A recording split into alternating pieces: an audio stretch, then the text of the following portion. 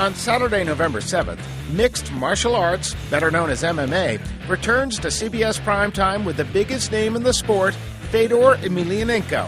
And the best part for sports fans, it's not on pay-per-view, it's on CBS. And the timing couldn't be better.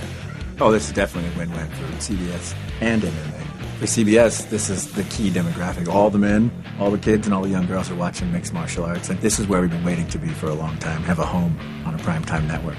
Oh, he dropped him with a double leg! Emelianenko, a Russian MMA fighter, lives a secluded life shrouded in mystery. He's known to most as simply Fedor. He's not big, not imposing, but with a record of 30-1, he's the world's #1 heavyweight. Fedora Emelianenko is the best fighter I've ever seen, and I've been covering mixed martial arts for 10 years now. A guy who will find your weakness and devour it. He has beaten every single style and every single opponent. He is the answer to the question, who's the best? To tell the truth, usually what I think, I can see disadvantages or weak points of my opponents, and certainly this is what I try to use during my fights and during my training. Fedor lives and trains in seclusion in a small Russian mining village. I don't think Fedor likes doing press. It's not particularly his interest, but he lets what he does speak for himself. I think what Fedor puts out there and the way he is really what MMA is supposed to be about. It's supposed to be about somebody bearing their soul when they get in the cage.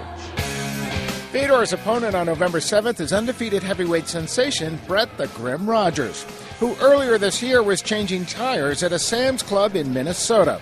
Roджers stands 6 feet 5 inches tall and weighs 265 pounds, and this modern-day Rocky has the shot of a lifetime. Fedor is arguably the top guy in the world, but Roджers is the next top guy in the world. Inside the ring, I love hitting people.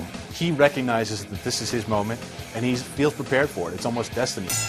I respect Fedora as Fedora, but he's just another man in my eyes. And when it comes down to it, we're just going to go toe-to-toe and see who wants it the most. I think that Brett Rogers has very good feeling of the distance. He has great punch, great knockout punch, and he's very strong opponent. Both fighters attack their opponents in very different ways. Fedor is sort of a sniper. He waits for his moment and then just goes for it. He is someone who goes in for the finish and usually gets it. So I would think that there's going to be a clash early on, a pretty violent one. The people out there that are saying, oh, he doesn't deserve it, he's not ready yet, they haven't seen what I've seen. That guy can fight. It's a huge fight. I mean, he's technically a guy, to the sport of MMA. My name is the Grim, so hey, I'm going to be the soul snatcher that night because I'm not giving him no leeway on nothing. I'm owning him when it comes to the cage. Precision versus power.